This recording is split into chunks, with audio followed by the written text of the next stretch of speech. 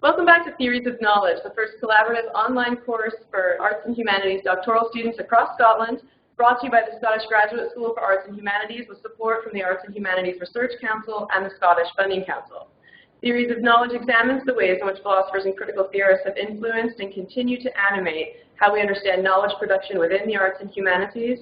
This evening, Professor Richard Coyne will speak to us on knowledge and ignorance in our digital age. Richard Coyne researches and teaches in information technology in practice, computer-aided design and architecture, the philosophy of information technology, digital media, and design theory at the University of Edinburgh. Professor Coyne is academic director of the MSc in Design and Digital Media and program director of the MSc by Research in Digital Media and Culture. He is author of several books on the implications of information technology and design with MIT Press and Routledge, and his research has been supported by the AHRC, EPSRC, and SCRAN. Professor Coyne is currently investigating the way we configure spaces through the use of pervasive mobile devices such as smartphones, iPods, and GPS. He recently completed a book for the Routledge Thinkers for Architects series entitled Derrida for Architects, and is co-investigator on a major funded project about mobility and aging entitled Mobility, Mood, and Place. As always, if you're with us remotely, log into notheory.org and navigate to the Digital Minds post on the discussion page to share your thoughts. Professor Coyne. Okay, thank you, Katie, and thanks for wrestling with the technology and getting it sorted. I won't remark on the irony.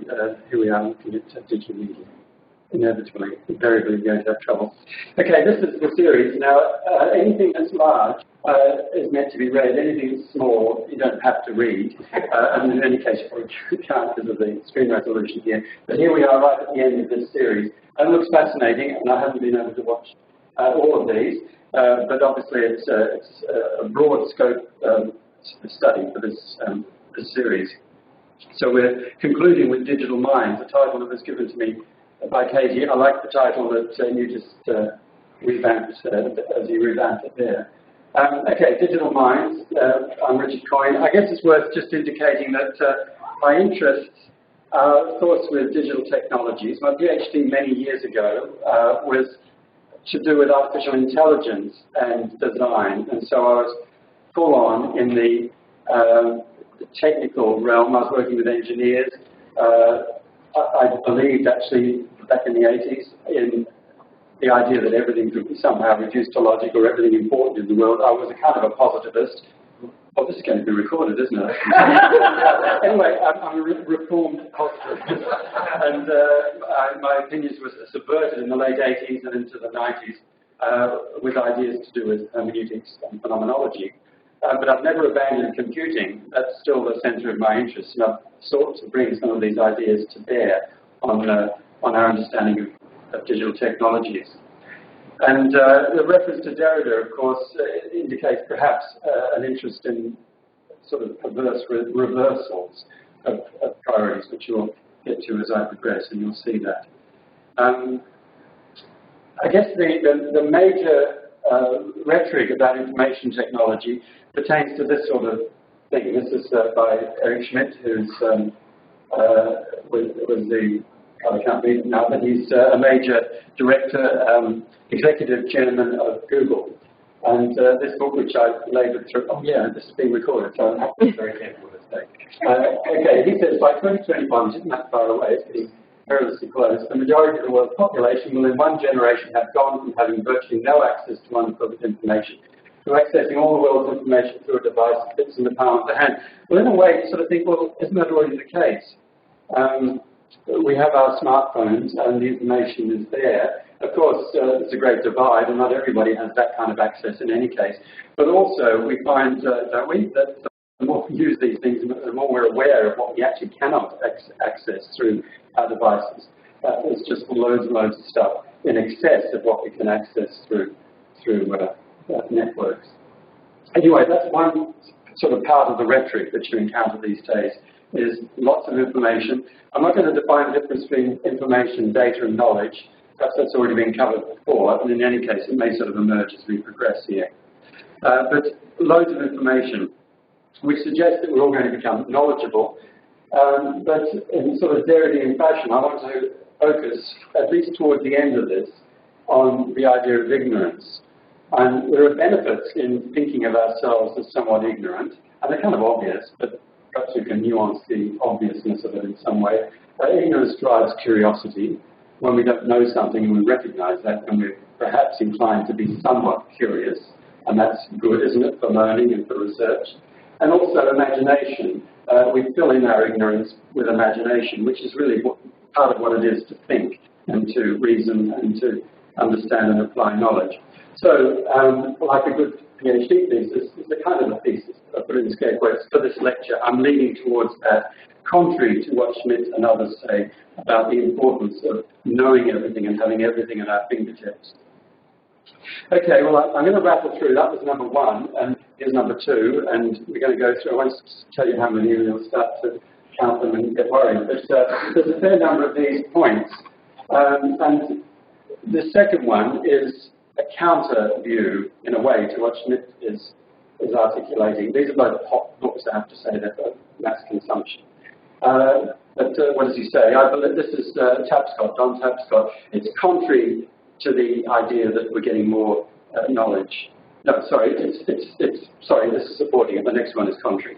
Okay, we're getting smarter. I believe that we'll see that being immersed in an interactive digital environment has made them smarter. This is the new generation, the net generation, brought up with computers and networks and social media. They may read fewer works of literature, but they devote a lot of time to reading and writing online, as we'll learn. That activity can be intellectually challenging. Instead of just numbly receiving information, they're gathering it from around the globe with lightning speed.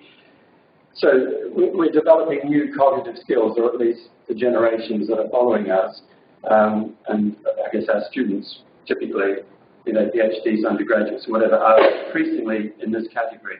When they write in their blog or contribute a video, they have an opportunity to synthesize and come up with a new formulation, which leads to a giant opportunity for them.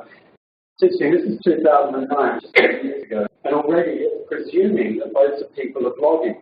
Now, blogging, I have to say, I don't have any stats on this, but it kind of hasn't taken off in the way that's implied here. It's not as though all our students are now pumping out stuff online, other than when they're told to, as our students, to do with coursework and so on, and we're examining it. But anyway, it's not blogging. There may be some other medium, social media, of course, developed in real pace since 2009. So it's not necessarily a concerted blogging effort as quips and comments and imagery and so on. But anyway, he's perhaps part right. They have an opportunity to synthesize and come up with a new formulation, which leads to a giant opportunity for them. The next generation has been given the opportunity to fulfill their inherent human intellectual potential as no other generation. So this is a similar kind of rhetoric. It's digging up the benefits of these media. Okay, so that's that we're getting smarter. And because we're in an age where neuroscience really has ascendancy, he doesn't do it, I don't think, in this passage, but people say, well, actually, we're getting our brains rewired. So instead of saying we learn, now it's about our brains being reshaped. Okay, here's the contrary view. And people who write in journalistic mode often feel like there's a pendulum swing. Maybe they wake up in the morning thinking, I'm going to write a book, I'm going to be all for it or all against it. There's never any kind of academic in-between phase. Which we, as scholars, would create. Anyway, losing concentration. This is Nicholas Carr writing The Shallows, what the internet is doing to our brains, and it's negative. The internet is changing the way our brains work. Now, this is me summarizing it. What the net seems to be doing is chipping away my capacity for concentration and contemplation. So that's apparently what's happening according to Carr. I'm summarizing it now. For all the benefits, he thinks the web habituates us to browsing, clicking, skimming, jumping around information. So it's harder now to read books and other substantial texts in a deep and concerted way. At best, we're now dumbed down pseudo-intellectuals who flit along the surface rather than going deep. And this tendency affects anyone habituated to internet use, not just the young who have been brought up with it. So it's affecting us middle-aged and oldies as well. And I guess academics who are totally steeped in this medium of the internet, prone to this condition, which is treating things in a fairly shallow way. So it's a question, I guess, is we could have a debate and a discussion now, and often I do this in other courses, you know, which side are you on, what do you think is the case, and what's your experience? And I guess most people would typically say, well, some Sometimes I feel I'm just browsing and my colleagues are being superficial, etc. Other times I feel, well, we're getting deeper and these media are actually giving us new skills. I guess as someone with a sort of humanities orientation, I'm down to, or I veer towards the view that things get reconfigured. So maybe we're losing skills of concentrating on major tomes or huge novels, some of us, but we're developing other skills. There's a rearrangement of our skill base and our practices. Okay, the fourth point deviates from the derivation from that. It's close. A curiosity deficit I've got here. Now, like most social media users, I like to take photographs, and I've been driven to do that thanks to Facebook, because I can then show off pictures that I've taken, and I'm reasonably proud of my photographic prowess. And also, I'm delighted to be able to use something as simple as an iPhone to do close-ups and all sorts of things. So there are several photographs I'll show throughout this which are my own, and there's one example of it. So I went to the Botanics a couple of weeks ago, walking around with a friend, and I took this picture. And there's something to be said about that in a moment, about what that's showing us. But there's also an app that we discovered which allows us to identify plants, particularly flowers. Now, flowers, of course, are out at this time of year, and they're very interesting because of their form and shape. And they're relatively easy for software to identify. So there is this app called, doesn't matter what it's called, it's about identifying plants. And so you pick up your iPhone, which you can't use because I'm recording this on that. But you take a photograph of the plant, and there it is, a photograph of something I think is a daisy. And then, as long as you're online, it sends that image back to a server and somewhere, I don't know where, and then it comes back with a list of options, and it's matched it to that, which I can't read because of the light, but it's not right, it's wrong, because it's just plain ordinary daisy. And I was in the Botanics, and you see names of things, so it's a good way of verifying this system. Anyway, through the list, you find that it's a daisy, and there's an upside-down picture of a couple of daisies which somebody else had taken.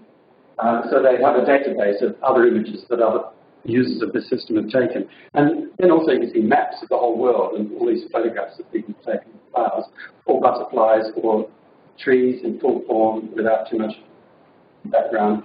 So it's a brilliant resource, a great tool for identifying plants. Now that's kind of weird and interesting because one of the pastimes that my friends have sometimes, I guess at that age and of that interest, is identifying plants and identifying buildings, identifying anything.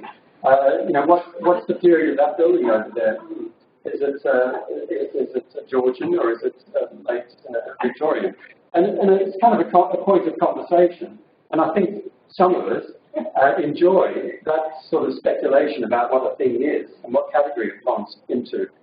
And what we don't actually enjoy is some expert coming in on the scene and actually telling us, look, frankly, that's obviously Edwardian, a certain period in style, or telling us this is obviously a daisy, whatever that is.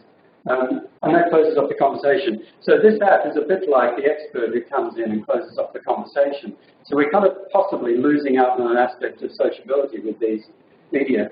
Now, I was talking to a friend in sociology.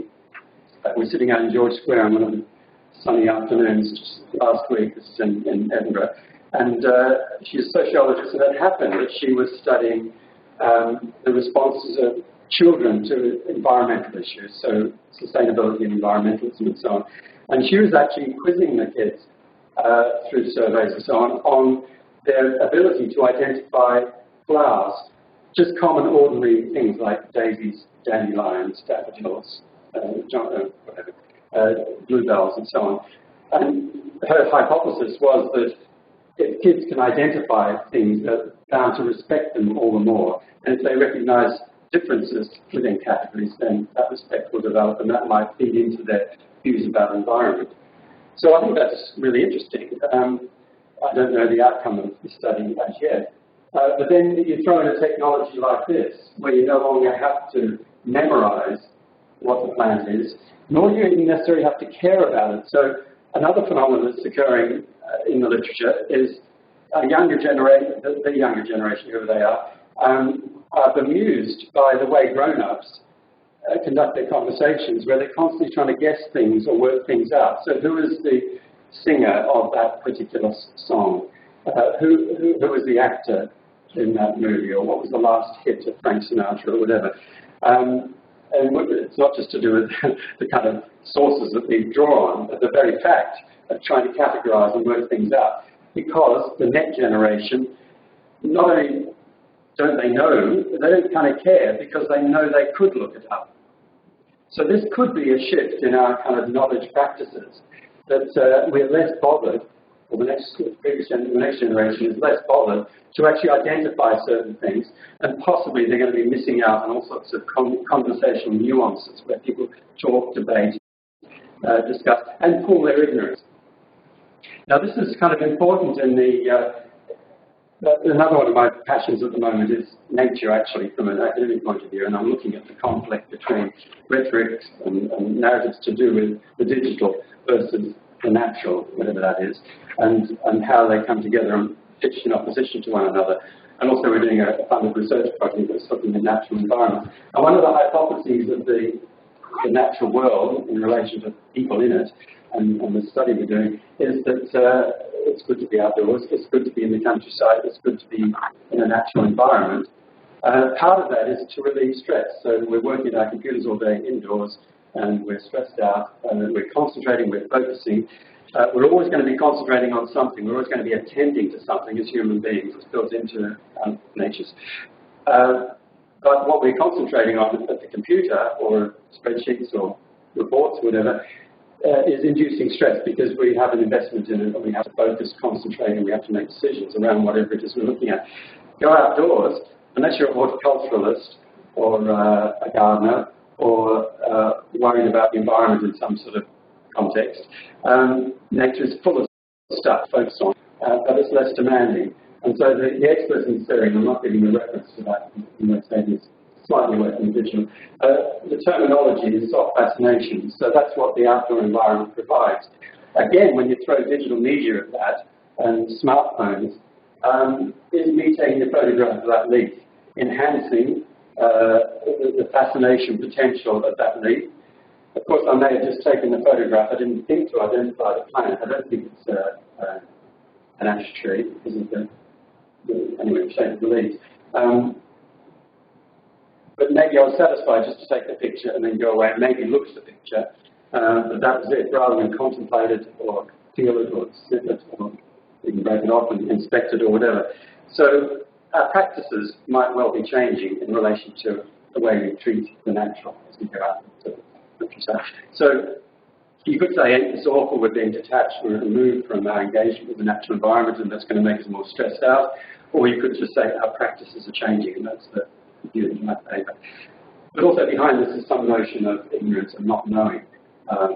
In the case of being able to identify flowers and plants and so on, being ignorant can be an advantage because it means you talk, and sociability is a good thing. We're learning from each other and learning about each other, rather than, or as well as just learning about the things we're raising questions of. Okay, so I've probably dealt with it number 4 enough, but this curiosity deficit is a question. Are we becoming less curious, or are kids becoming less curious because they have these devices and they're becoming indifferent to categorization, classification, and the debates and the disputes that surround those things? And also maybe, as in the case of this app, it's good at identifying flowers because of the distinction and form and shape. Not so good at identifying those leaves, I have to say, because when I tried it, loads of green leafy things come up, but there's nothing formally that shows up in a pattern matching sense for a program. Okay, just nature and ignorance, because we're in the humanities. Somebody who Derrida likes to quote and based his grammatology on the writings of Rousseau as somebody who represents a particular set of sort of romantic positions, I suppose, to do with texts and writing and learning and education. Here, something about the education of young pupils. So this is a very romantic conception of what it is to learn, and it's the young boy, Emile. He has a tutor, and these are instructions to his notional tutor. Call your pupil's attention to the phenomena of nature, and you will soon render him inquisitive. But if you keep this curiosity alive, don't be in haste to satisfy it. So there's sort of a message here about ignorance. Don't necessarily disclose facts. Don't be like that app and just disclose everything about the plant and identification and so on. Ask him questions that he can comprehend and then solve them. Let him know a thing because he has found it out for himself and not because you've told him of it. Let him not learn science but discover it for himself. If once you substitute authority for reason, he will not reason anymore. He will only be the sport of other people's opinions. So this is all about the independent spirit and the innate enthusiasm of children to learn and that sort of mythic structure that he develops and has been obeyed by other people and still persists, I guess, in various quarters. So I label this ignorance feeds our curiosity. Last year or the year before, I did an article called Nature versus Smartphones, which was published on the cover of Interactions, which is one of the major digital interface magazines, not a journal. And so I sort of called it Nature versus Smartphones and tried to make this the case that, in fact, it's a complex relationship. Often people say, when they're talking about natural environments, therapeutic value of that and stress relief, they say, leave your laptop at home, has nothing to do with iPhones and all the rest of it. I would say, look, that's too simple. There are benefits. You can go out with your iPhone, you can take photographs. And in any case, the whole world of the natural is so mediated these days by the mass media, by documentaries on television. And the digital is there in so many respects.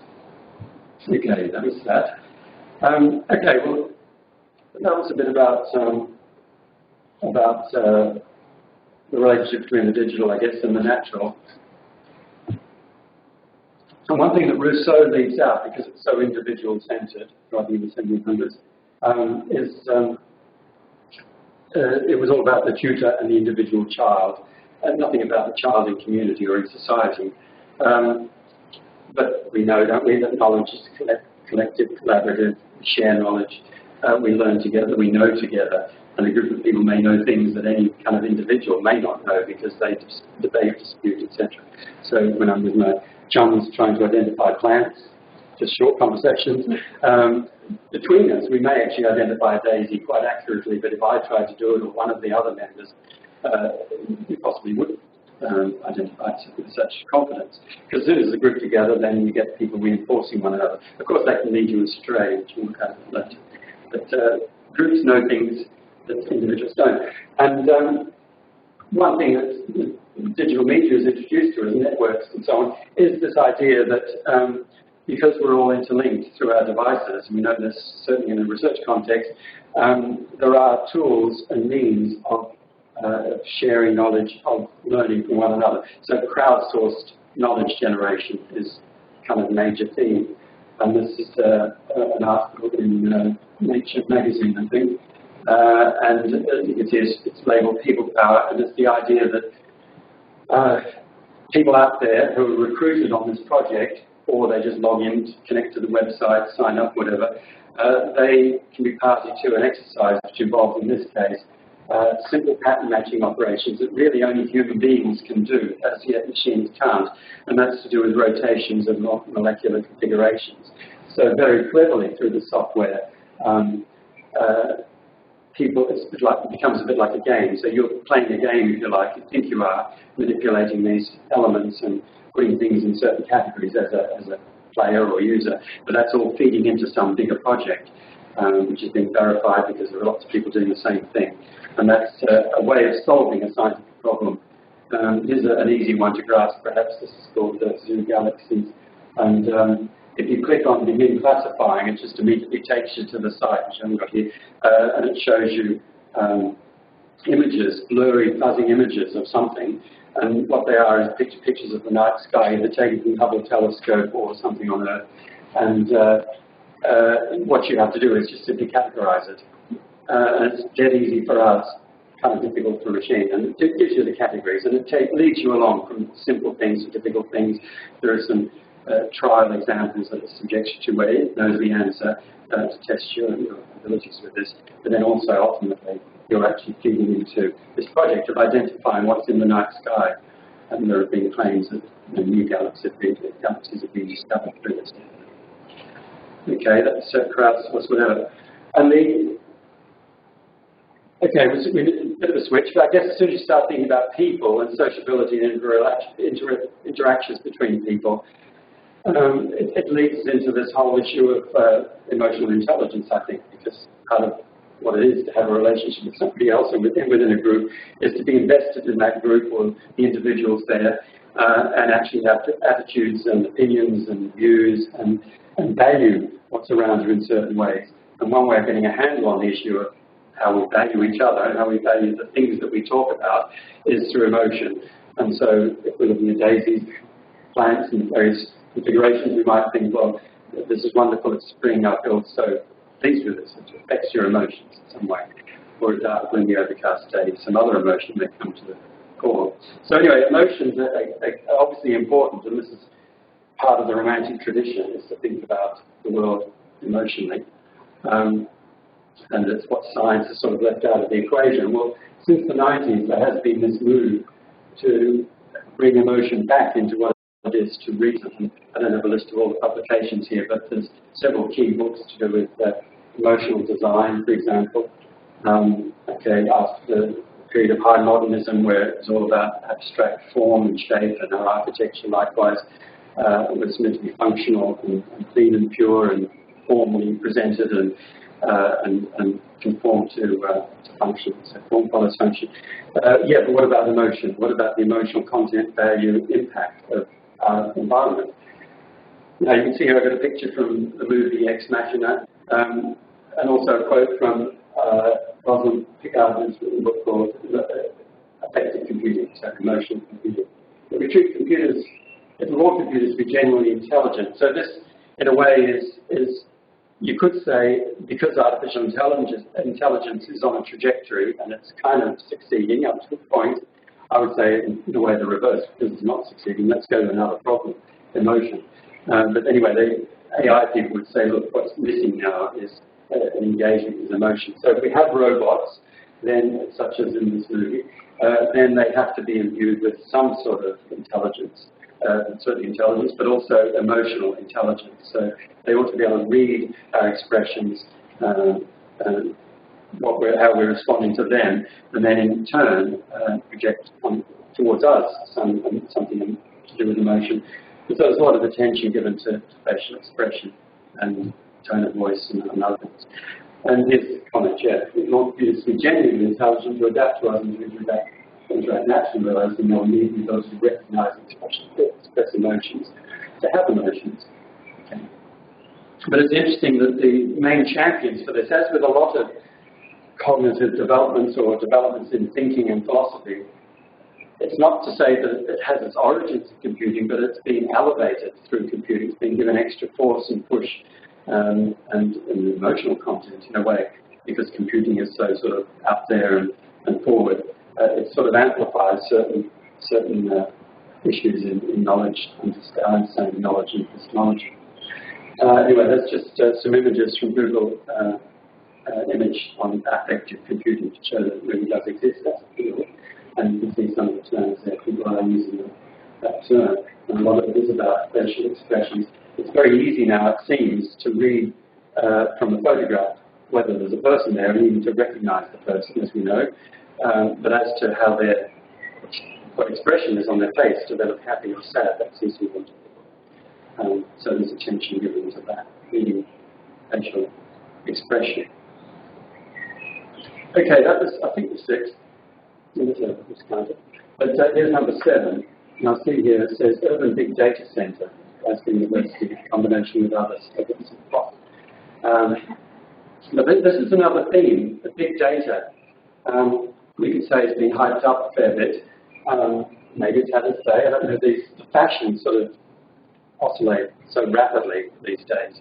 But certainly a few years back, big data was the thing. And claims made of big data, which we'll look at in a second.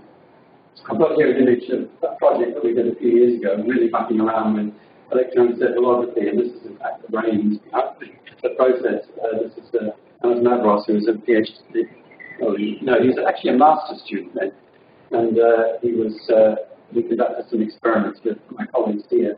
One of them is a great statistician. So we did some serious work on how people's emotional state changes. They move through busy urban spaces and into parkland, with the meadows there, and then into a busy street again. And really just picking up in a way on stress levels or levels of excitement. Obviously it wasn't nuanced to the level that I think we're actually capturing something about real emotion. So it was trying to vindicate the view that parkland is good for you because it makes you feel more relaxed. And certainly the word shifts and changes on average for a group of 12 people walking in succession through that space. But big data, how does this impinge on big data? Well, that's a kind of a big data exercise, but it's just individuals walking through a space. Normally the big data database that's referred to is masses and masses of data that's coming from all sorts of sources around the city, perhaps, because I'm an architect and interested in space, and city big data. So we have sensor data picked up by weather sensors and noise sensors and other things around town, and also people carrying around their smartphones, and also transactions happening in shops. There's all of this stuff. And the big data enterprise is trying to work out how best to gather up all this information, all the legal issues to do with privacy and protection and so on. What else? The heterogeneity of this data, that is in different formats, different forms, and also the simultaneity of it. So it's the idea that the data might be streamed. So the dream of big data is actually get all this stuff as it's flowing into some facility or feature or whatever, and then it can be processed in real time. And that's hugely difficult for all sorts of reasons. And then something happens. So the data operates some sort of activity. It's an actuator. So as well as sensing, you actuate. And the actuating may be, in the case of a building, just something simple like closing the blinds, changing the air conditioning arrangement, or whatever. Or just monitoring what's happening in the town and producing graphs and charts and telling us what's happening en masse. So this is a big area, big data, and people are quite excited about it.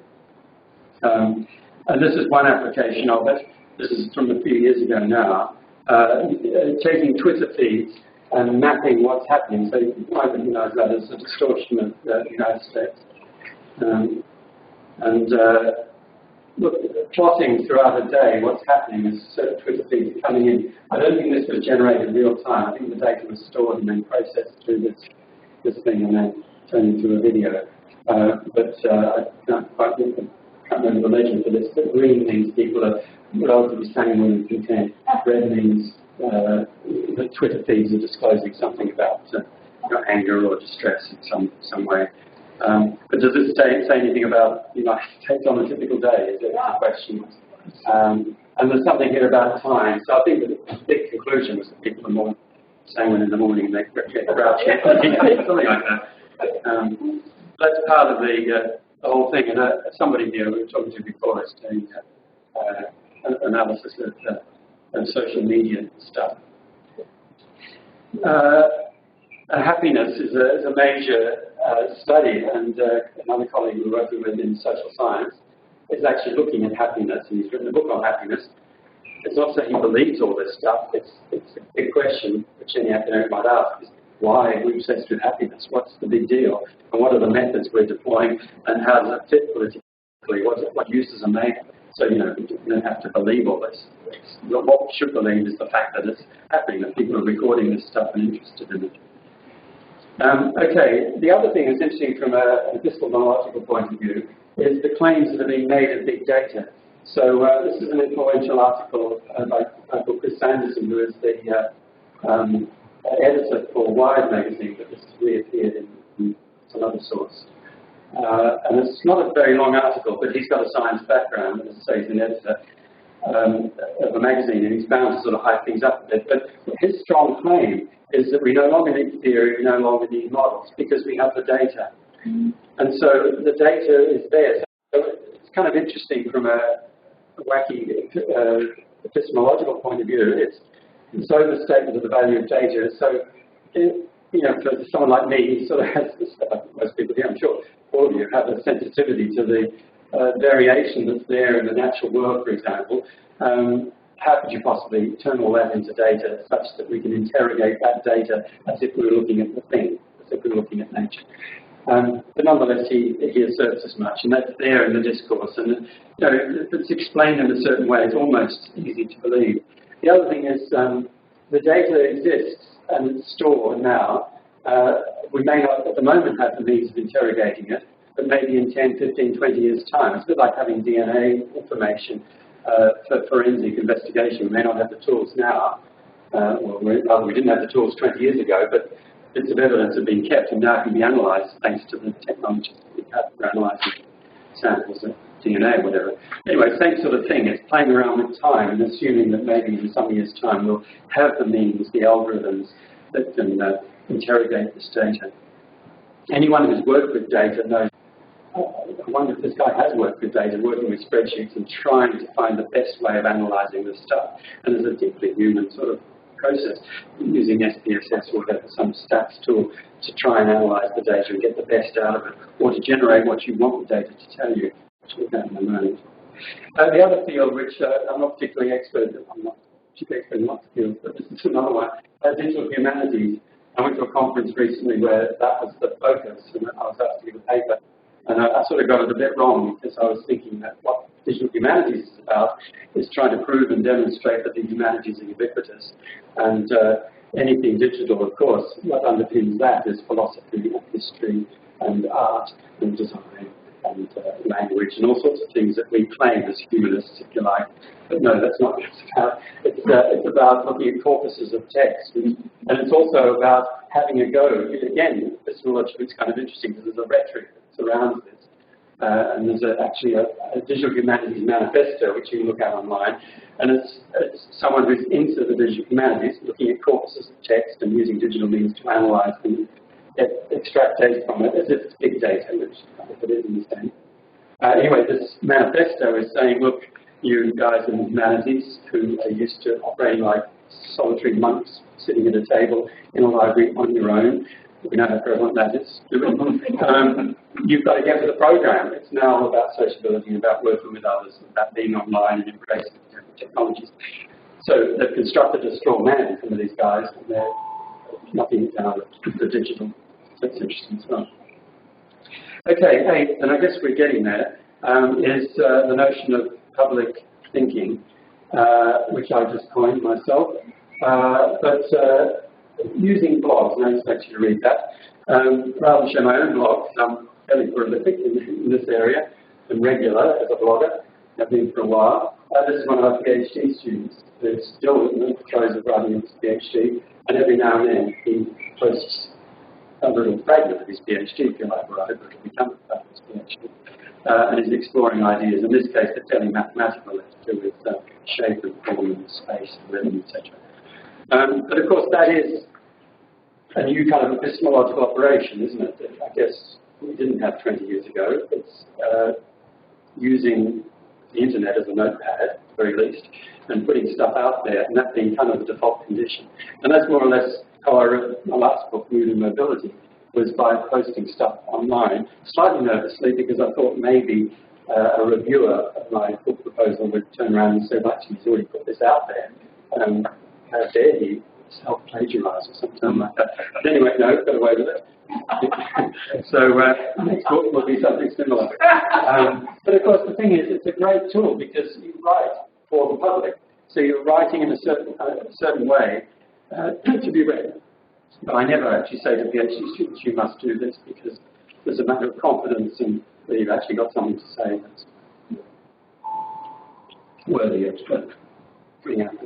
Anyway, so I think that's an interesting way of writing. The other is collaborative writing, and I only started doing that this week. We're putting in a grant proposal. I feel slightly guilty because I've got colleagues back in Edinburgh in my office. I'm still perhaps putting the final touches on the proposal.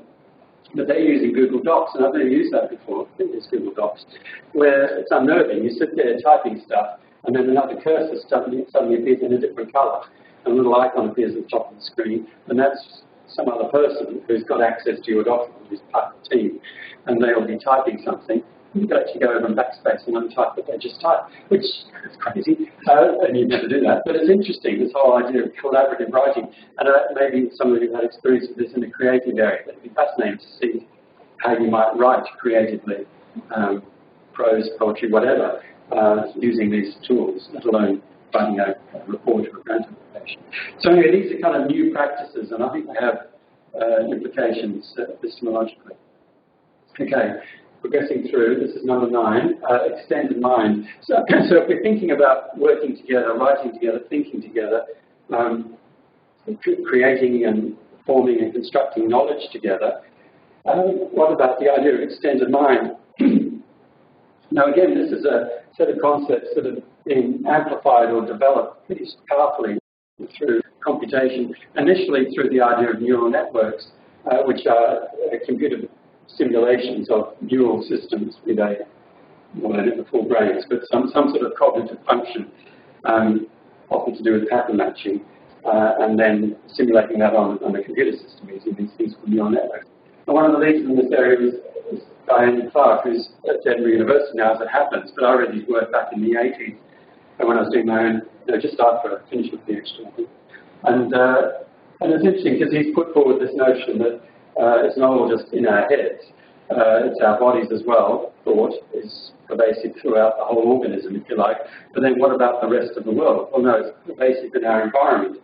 And here's a picture in my gallery, but it's kind of interesting, I think, because here's an artist, this guy, and he does sculptures, and he's a painting he did, his own sculpture studio, and he's surrounded by, there's one of the popes there, and there's Mercury, I can see, and there's mythic gods or whatever. So he's surrounded himself, as you do in a workshop, with all sorts of artifacts, some of which you've created, others that you've brought in. And that's often the nature of a studio environment. You're surrounded by stuff. You put it there, you also take from it. And I think that's a nice kind of metaphor for an understanding of what the extended mind is or might be. It's the complicity of our environment and what's in it, in our thinking processes. And Andy Clark's an analytic philosopher. I've got a bit of what I say. I don't want to categorize people unduly, but anyway, certainly a technique for arguing the point is somewhat analytical. And it's interesting how he's defending this position. And there are other people doing it as well.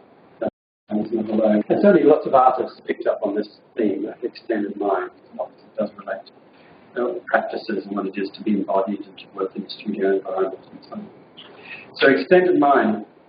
Number 10 is a kind of a wacky version of that. So this is something I looked at back in the 90s when I was aware that the early days of the internet, you find all sorts of stuff on the internet, the World Wide Web really, all sorts of stuff out there by mavericks promoting the idea of a global brain. So isn't it great? We have the internet, we have the World Wide Web, it's our thoughts that are there, and it's all interconnected, and we're interconnected with it.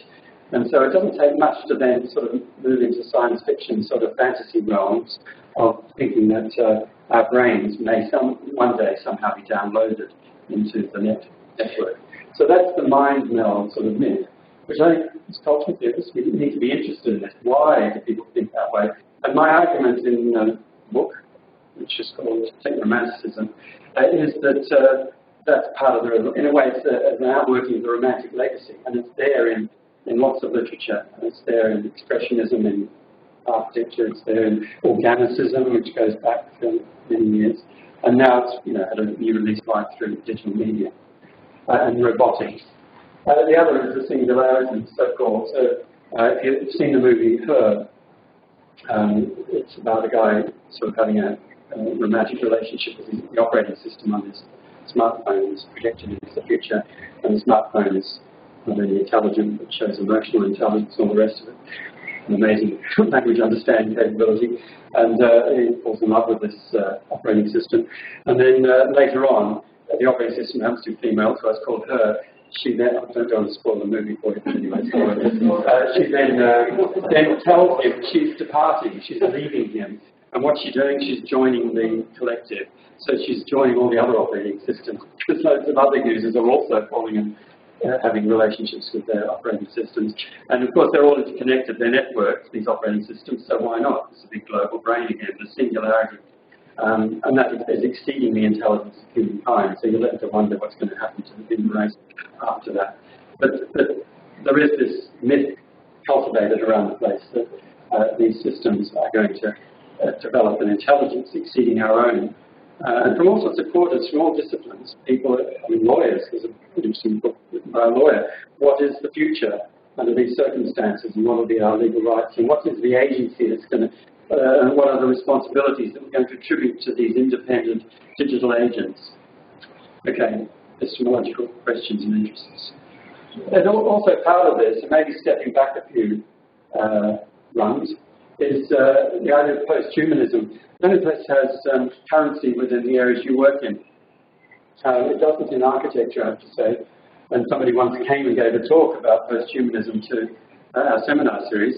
And most people in architecture are very much into contemporary continental philosophy. And at the end of the talk, somebody piped up and said, well, frankly, I'm still trying to come to terms of humanism, let alone posthumanism, which is weird because we also believe in post-structuralism. No one says we're going to get back to functional structuralism. Anyway, posthumanism is fascinating. It trades on the ideas of evolutionary biology in that we've now apparently dissolved the distinctions, or many of the old distinctions between the human and the animal. With animals, after all, human-machine hybrids, and we talked about that to some extent, so there's a challenge there. And then materiality and immateriality, physical and the non-physical, maybe that's breaking down. So that's part of the narrative. And Donna Haraway is a biologist and also a cultural theorist, writing back in the 90s, has been very influential in promoting some of these ideas, but I suspect many of them would be taking further than she originally was thought. But anyway, posthumanism is another trend, which I think is part of the same package. The other is biomimesis, which is saying, okay, the natural is there, and it's, after all, an informational system, is it? I don't think so, actually. Although there's a literature to do with semiotics and the natural, and that's very interesting, which I'm quoting at the moment. But anyway, nature is there to be copied, and we can copy it through digital means. So, again, it's a bit of a meld now. We're becoming one with the natural because we can do what nature does, and we can learn from nature. We can implement the same sort of processes. So biomimesis actually has a sort of a serious engineering application, and that is using the way a leaf structure works and the way it gathers energy from the sun or whatever, it converts it into glucose or whatever happens. We can actually replicate that, can't we? And have better solar panels, sort of thing, which is a terrific benefit. In architecture, similar sort of ideas. But here it gets even more fantastical, I guess, in the case of architecture. We're building structures that are modeled on termite renowned processes or the way a leaf is formed and the way growth happens. So I think that's an interesting aspect of this. A book that I've been reading recently by a very serious academic from anthropology is How Forests Think. And I'm wrestling with this myself. This is one of the scholars who looks at Charles Sanders Peirce's semiotics and also John Dewey and others, going back sort of 100 years basically, and drawing on those theories, and that tells us a lot about the relationship between humankind and nature and other systems. Anyway, here's one of the things he says: if thoughts are alive, and if that which lives thinks, then perhaps the living world is enchanted. So there is actually a quest to get enchantment back to the world. What I mean is that the world beyond the human is not a meaningless one made meaningful by humans, rather one made meanings, and he separates mean from means. Meaning and means-ends relations, striving purposes, telos, intentions, functions, and significance emerge in a world of living thoughts beyond the human in ways that are not fully exhausted by our all-too-human attempts to define and control these. More precisely, the forests around this area that he was studying, I think in South America, are animate. That is, these forests have other emergent loci of means-ends, meansing. Ones that do not necessarily resolve around or originate from humans. This is what I'm getting at when I say forests think. it's an examination of such thoughts as anthropology beyond the human now turns. So this is something I'm meditating on and wrestling with, plus all the other sections and chapters of the book. But you can see there is a kind of a trend towards this idea that somehow we're understanding our environment better and that we are one with it. So it's kind of a post-human understanding. He doesn't talk about computers. Okay, now that leads me to my final category, which is, because we're talking about nature to some extent, what do we learn from nature? One of the many things is redundancy in nature. Highly efficient, but it's also efficient in introducing redundancies, not least, of course, in the way species propagate and the way populations reproduce themselves. It's very wasteful in some respects because of natural selection. And also there's error in there. It's kind of a few terms to give me a segue to this, which is my final heading. Misinformation, error, and ignorance. So there's a lot of interest in error, I guess, in the computer world. Error is something you should rule out. Although going back to the work of the cyberneticists, the artists working in the 70s and subsequently, people in that tradition of cybernetics and art, they say, well, look, there's something to learn from error. And I work with sound designers, and they're always doing that the glitch. And they celebrate and enjoy it when things go wrong with a file and gets corrupted or whatever, because that's creative and you can do something with it. But what about the rest of us when we're looking at the web and the internet for information? And here's a common enough question that you get all the time. Who can you trust online? There's conflict of interest and stuff to pervade, false memories in terms of people's reporting, also something about imagination, evidence, confirmation bias, etc.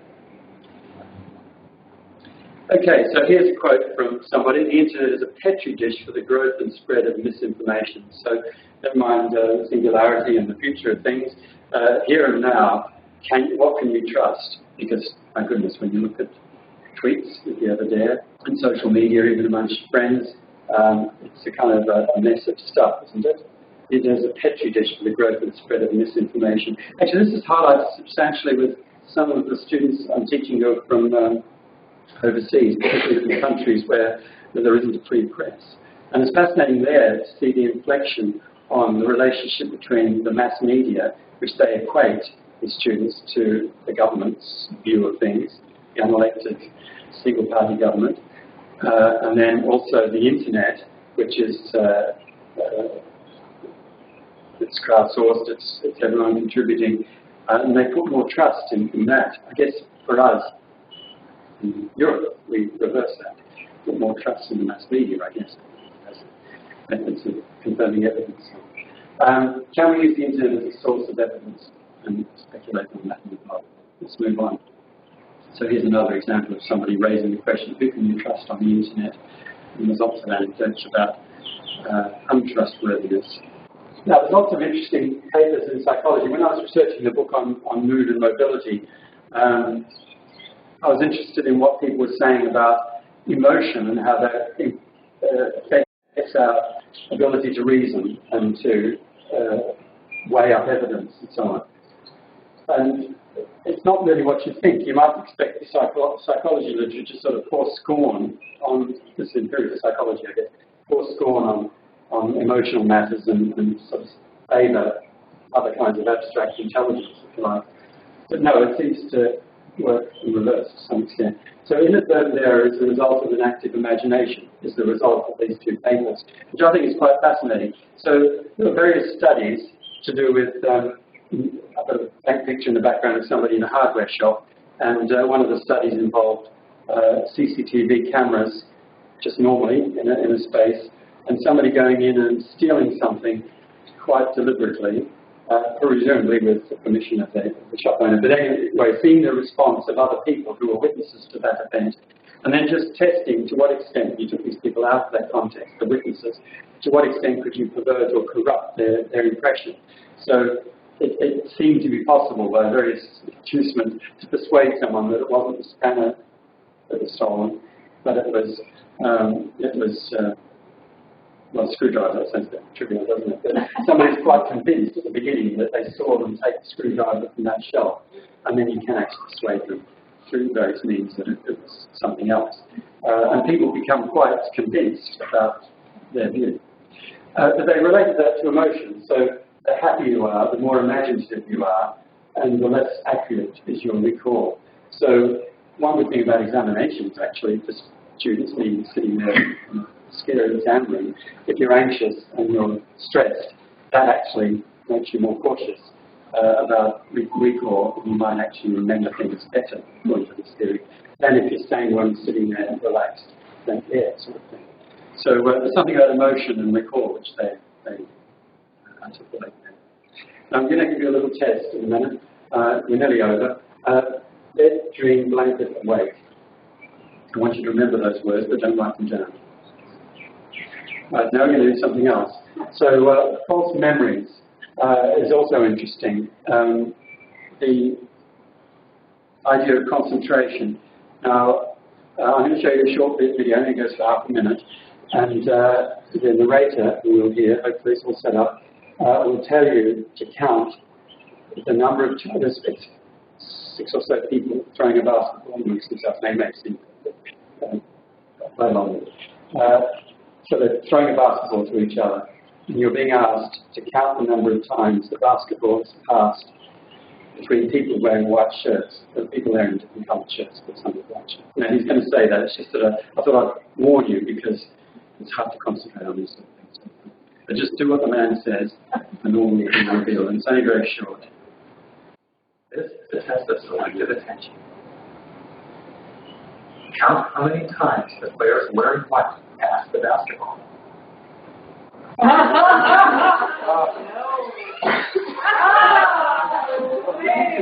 It's funny because with our EEG project, I took this photograph and we printed it and put it on brochures, and then someone pointed out something odd about it that you don't normally see.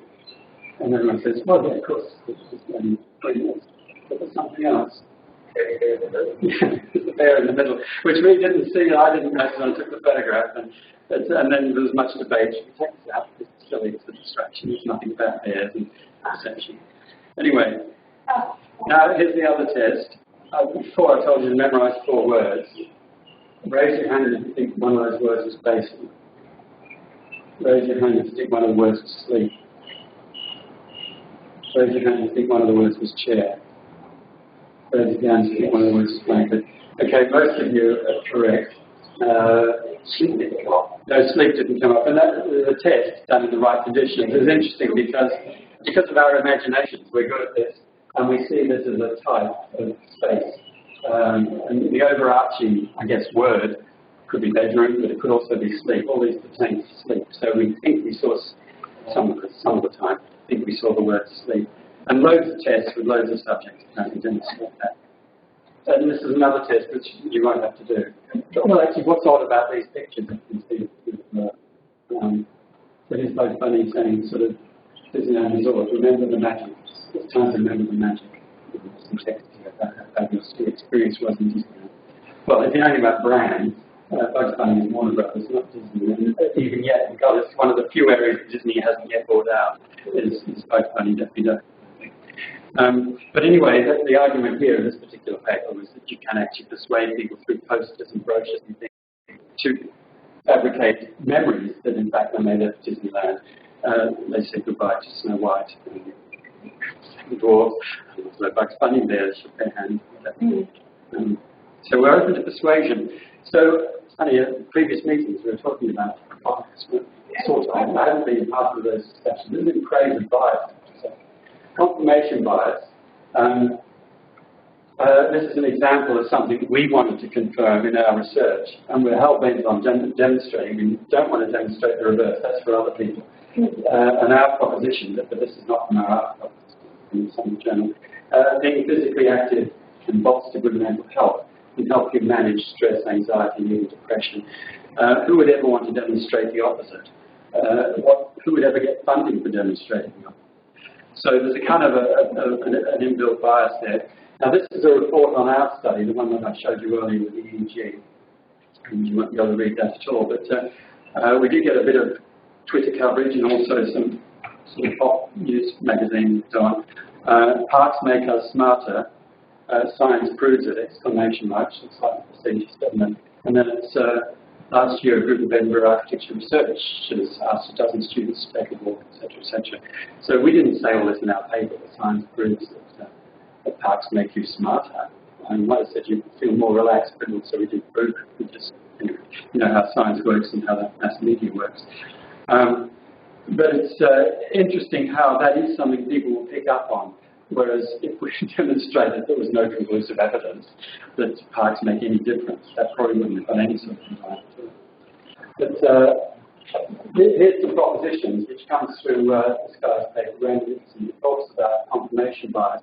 We look, and he does it from a psychological point of view, we look for evidence that supports our beliefs.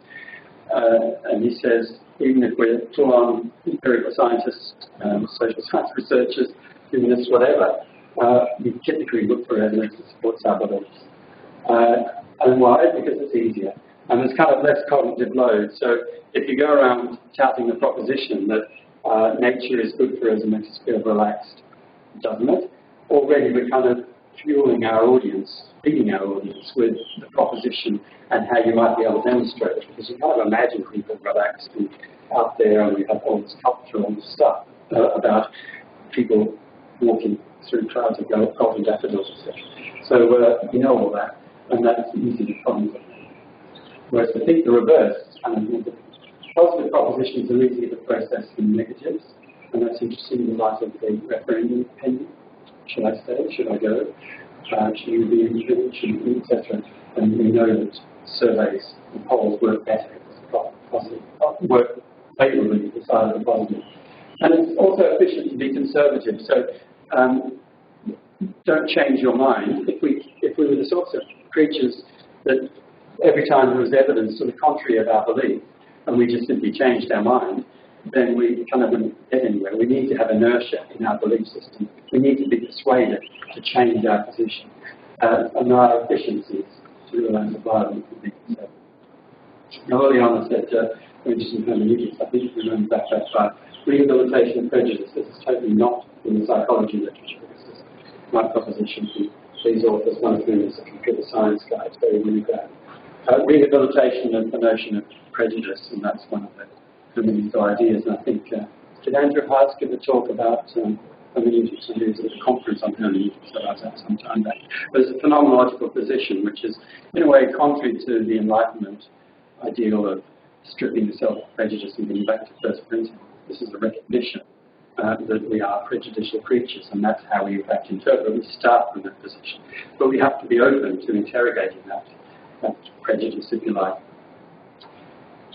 Okay, so I think I've got through it all now.